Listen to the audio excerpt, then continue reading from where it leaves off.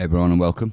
Migration is destroying the nation. It's also destroying Europe. Now, until now, they've denied these facts.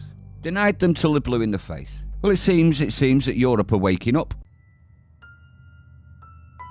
And I do believe that we have rotten politics, and I'm not using that as an exaggeration. Well, I should say, have woken up far too late in some respects. But we all know that open borders policy has been a thing in Europe for a long time, and here for a long time as well, in what is called the Schengen zone. Well, it seems that the Schengen zone is falling apart at the seams, and now 11 EU countries are rebelling against the EU diktat on migration. And guess why?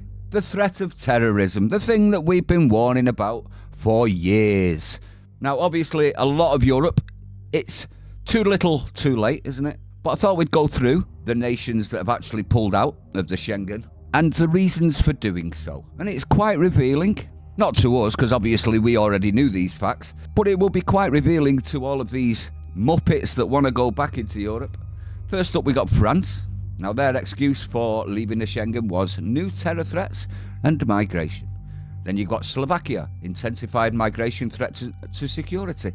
Then you've got Sweden, Islamist threats and security. Germany, migration via the Balkans, people trafficking, Middle East terror, and strains on the asylum centres. Then you've got Italy, terrorist infiltration and raised violence threats. Then you've got Denmark, terrorism, organised crime, foreign espionage. Then you've got Norway, foreign espionage, threats and violence.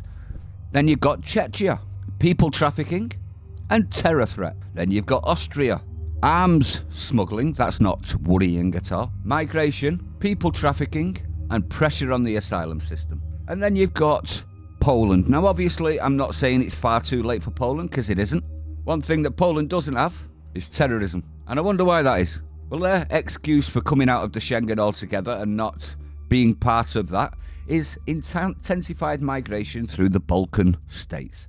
So it's all falling apart for them. So the experiment of multiculturalism has died here, and now it's dying in Europe, and they're actively trying to do their utmost to make things better, and it won't work a jot. Not one of these people have got the minerals or the will or the want to do anything about this. It's all just words. The EU will just get more and more vicious, trying to force these nations to take people, whether they like it or not.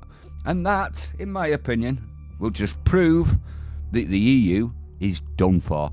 Have you noticed how slowly big bites are being taken out of this corrupt institution? And I think it's absolutely glorious. More of the same. All of these nations have a right to protect their borders, whether these unelected bureaucrats think it's a good thing or not. Don't care.